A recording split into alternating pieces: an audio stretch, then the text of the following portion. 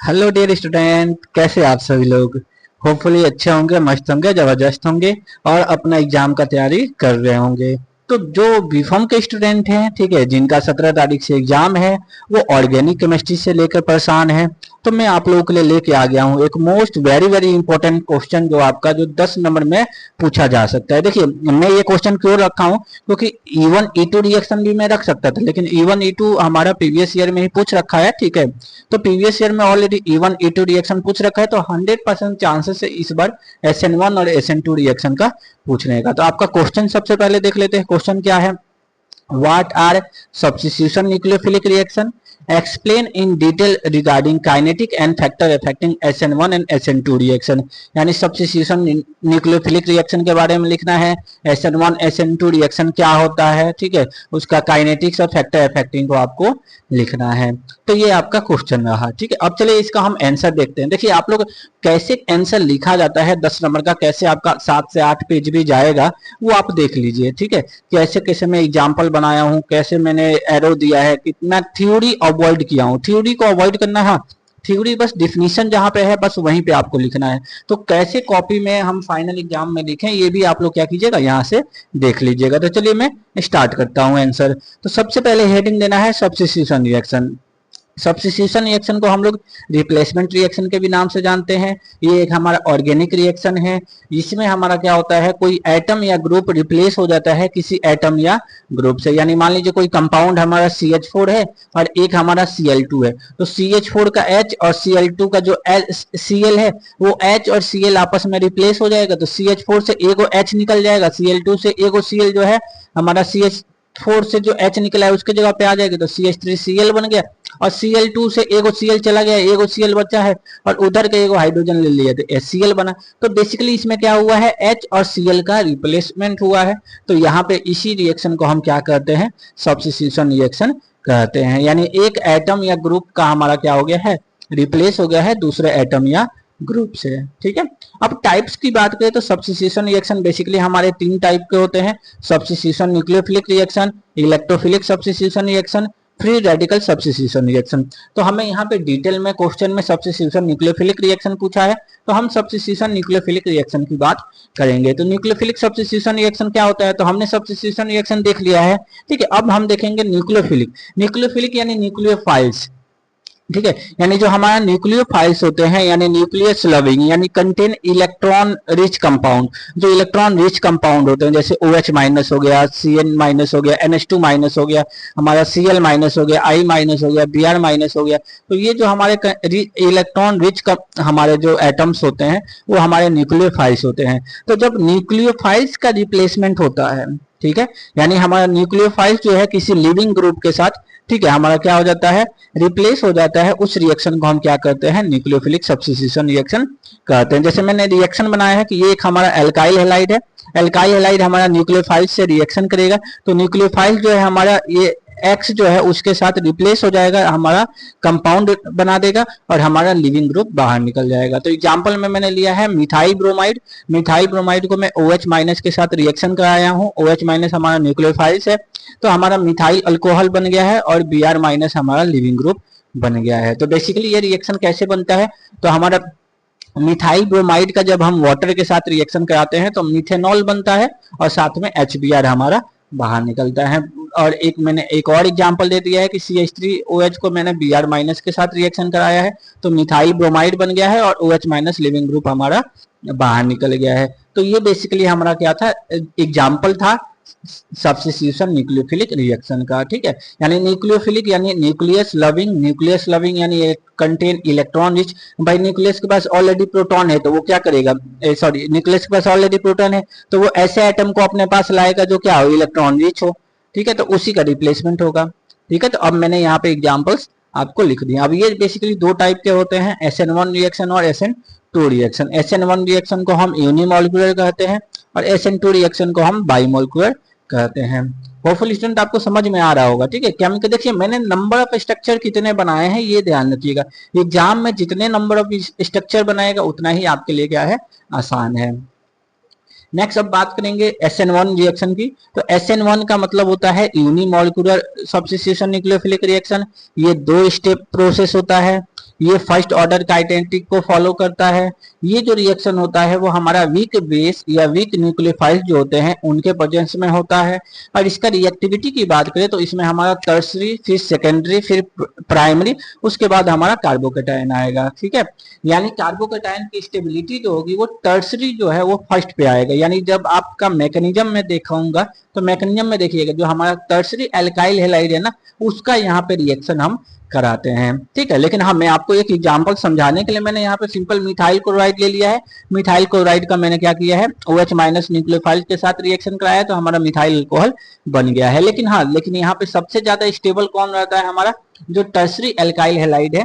ठीक है, अब टर्सरी एल्काइल हैलाइड क्या होता है, जब आप लोग एल्काइल हैलाइड का इंट्रोडक्शन पढ़िएगा, टाइप्स पढ़िएगा, तो वहां पे टर्सरी, प्राइमरी और सेकेंडरी क्या होता है वहां पे आपको देखने को मिल जाएगा। यानी जिस कार्बन पे हमारा हैलाइड ग्रुप लगा है उस कार्बन पे कितने हमारे 3 अगर एल्काइल ग्रुप अटैच हैं तो टर्सरी हो जाएगा, 2 हैं तो सेकेंडरी हो जाएगा, 1 है तो प्राइमरी हो जाएगा। ठीक है, अब नेक्स्ट रिएक्शन की बात करें तो एल्काइल हैलाइड न्यूक्लियोफाइल से अटैक करके हमारा क्या बनाया है, अल्कोहल बना देता है और लिविंग ग्रुप हमारा बाहर निकल जाता है। और मैंने यहाँ पे CH3Cl को H2O के साथ रिएक्शन करा के CH3OH और HCl बना दिया हूँ। ठीक है, अब मैकेनिज्म देखा जाए तो ये 2 स्टेप मैकेनिज्म होता है।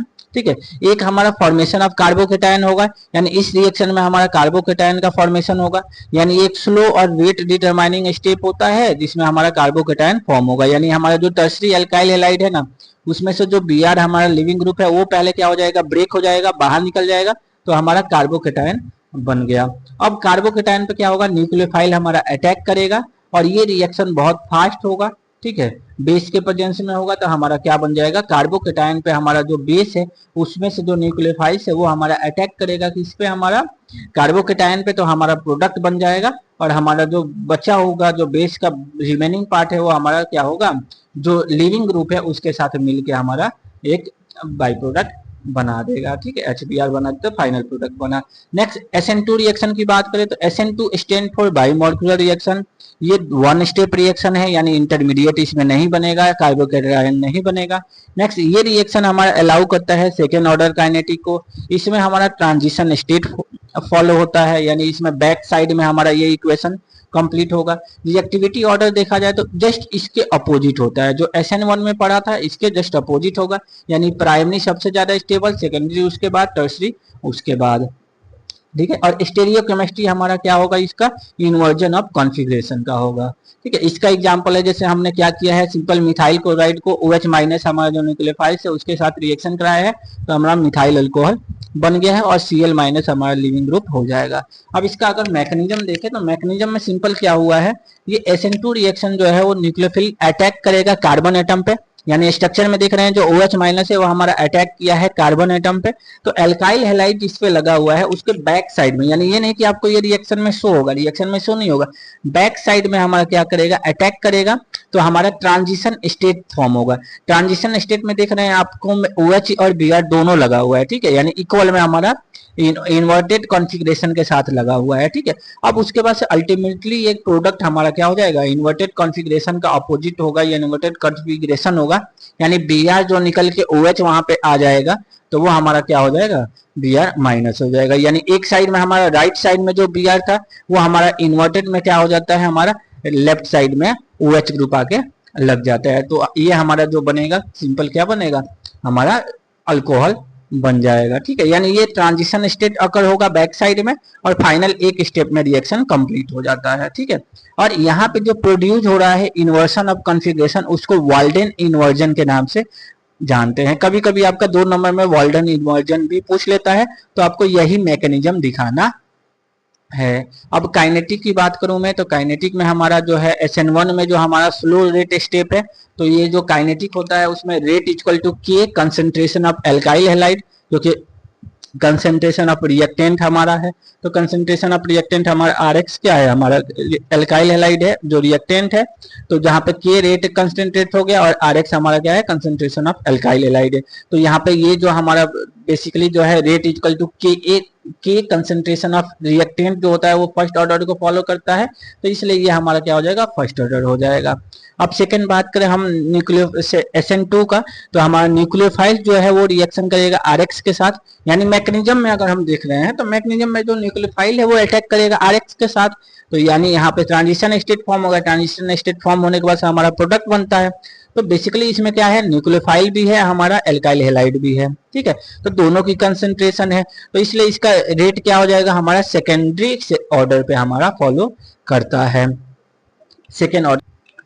चलिए अब देखते हैं हम लोग factor affecting of SN1 in SN2 reaction के बारे में। तो तीन मेन फैक्टर हमें याद रखना है, nature of alkyl halide, nature of leaving group और नेचर ऑफ सॉल्वेंट। तो नेचर ऑफ एल्काइल हैलाइड की बात करें तो हमने अभी देखा ही था कि रिएक्टिविटी ऑर्डर जो होता है SN1 रिएक्शन के लिए सबसे तेज हमारा टर्सरी होता है, फिर सेकेंडरी होता है, फिर प्राइमरी होता है, और जस्ट इसके अपोजिट हमारा SN2 रिएक्शन का होता है। नेचर ऑफ लिविंग ग्रुप की बात करें तो मोर easily the leaving group remove from carbon atom faster will be substitute reaction, यानी सबसे फास्टर जो है हमारा एल्काइल आयोडाइड होगा, उसके बाद हमारा एल्काइल ब्रोमाइड होगा, फिर हमारा एल्काइल क्लोराइड होगा, फिर हमारा एल्काइल फ्लोराइड होगा। तो ये एक हमारा ऑर्डर है, जो सबसे ज्यादा जो लिविंग ग्रुप है उसका नेचर किस हिसाब से है, उस हिसाब से हमारा लिविंग ग्रुप जो है वो रिमूव हो जाएगा। नेक्स्ट अगर हम लोग सॉल्वेंट के नेचर की बात करें तो SN1 रिएक्शन में हमारा पोरर प्रोटिक सॉल्वेंट यूज होता है, और SN2 रिएक्शन में हमारा पोरर एप्रोटिक सॉल्वेंट यूज होता है। तो होपफुली स्टूडेंट आपको समझ में आया होगा, ठीक है, SN1 और SN2 रिएक्शन के बारे में।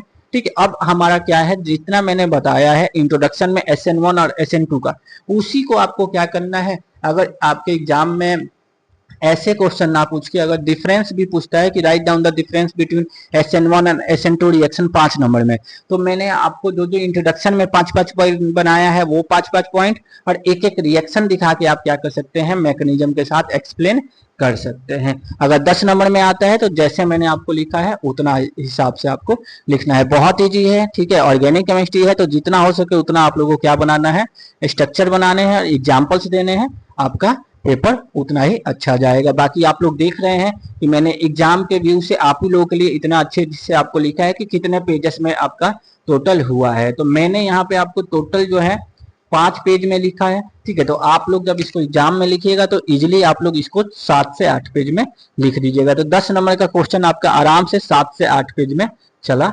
जाएगा, ठीक है। होपफुली स्टूडेंट आपको समझ में आया होगा, ठीक है। Thank you dear student.